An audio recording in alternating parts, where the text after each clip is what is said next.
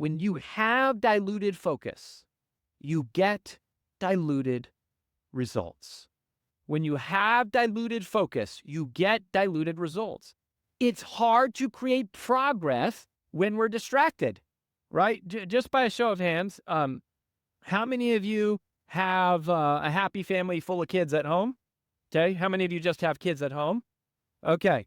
So if you have kids and you are working, you know what this is like, right? Like people get mad at me because they're like, why didn't you respond to my email? How come you're so responding? It's like, because this is what I'm dealing with.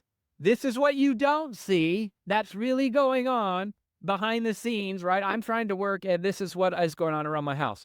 But so if you're going to have a chance to break through the wall, if there's any hope of you becoming well known, if there's any chance of you reaching that area of obscurity where everyone is knocking on your door rather than you knocking on theirs, and there's a wait list to get to you. And if that's going to happen, then you have to find the one thing that you do better than anyone else. And you have to position yourself in a way that's clear to everyone around you. In fact, one of my early mentors, Larry Winget, said it this way. He said, the goal is to find your uniqueness so that you can exploit it in the service of others. Find your uniqueness so you can exploit it in the service of others. In other words, what we want to do is we want to pick out one spot on that wall and we want to hit it over and over and over and over and consistently reinforce that this is the audience we serve. This is the message. This is our expertise. This is what we do. This is how to work with us again and again and again and again. And just like a literal wall, if you wanted to knock down a wall, you would make more progress hitting the same spot again and again and again. And ultimately, you would break through on that one spot. And then the entire wall comes crashing down. Another way of saying that is that one of our most fundamental beliefs is that concentration is greater than diversification. See, diversification is something you do once you're rich, but it's not how you get rich. Concentration is how you get rich. If you ask the wealthiest people that you know, the wealthiest people in the world became wealthy by doing one thing really well. Right? They had one company, right? We go, Jeff Bezos had one company, Amazon, right? Bill Gates, Microsoft, Jamie Kern-Lima had It Cosmetics, Sarah Blakely had Spanx, right? Even people say, well, what about Elon Musk? Yeah, let's talk about Elon Musk because yes, he owns a bazillion things today, but in the beginning, he made his money from one thing, PayPal.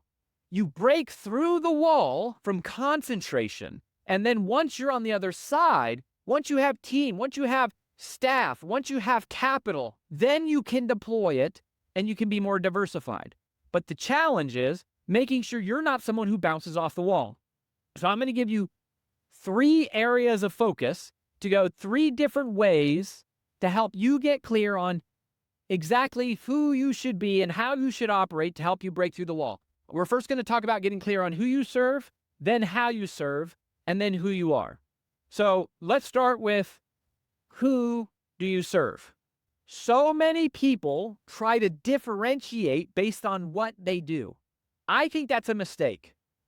Because if you try to differentiate somehow that like what you do as a realtor is somehow vastly different than my perception of what a realtor should do, then I don't understand what it is that you do. And that's a big problem, right? So it's like, I need to be able to put you in a box. One of my friends, Sally Hogshead, she says, you need for people to put you in a box, but then you need to be able to immediately differentiate yourself from everyone else inside that box. You don't want to be outside the box because then I can't understand. So some of you have such cutesy slogans and phrases. It's like, I don't know if you're a life coach or if you're someone that I can list my house with. So it's got to be really clear. And I would say you don't have to differentiate yourself based on what you do. I don't need an agent who does something different from every other agent. I need you to sell my house. I need you to find me a house. I need you to negotiate the best price. I don't need something different. So instead of trying to differentiate based on what you do, I want you to first focus on differentiating yourself based on who you serve. In other words, Differentiate yourself based upon specialization. If you can. If you can. I am a huge Simon Sinek fan. I love Simon's writing. I've learned a lot from him. Of course, he broke through the wall with one idea, start with why. That was how he broke through the wall. I think it's still a magnificent idea for companies, which is largely who Simon was talking about. But with personal brands, I don't think you should start with why. I think you should start with who. You should start with who you serve. There's a couple reasons for that. One big reason for that is because once you're clear on who you serve, every single other downstream decision becomes crystal clear.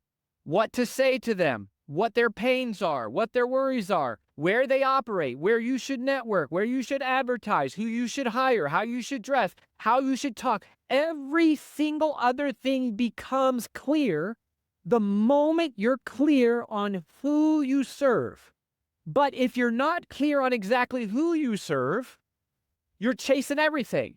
I'm trying to advertise over here and over there, and I got to dress this way for this crowd and talk this way like this, and I need to network with these people for this. But now I'm just trying to shotgun approach, trying to meet everybody and be anything I can to anybody who will pay attention. And I think that's a mistake. That's not the pattern of behavior we see in the people who break through the wall. In fact, the pattern that we see in the behavior of people who become the biggest personal brands in the world is this. The more specific, the more terrific. The more specific, the more terrific. Because the more narrow the niche, the easier it is for you to own and dominate that space.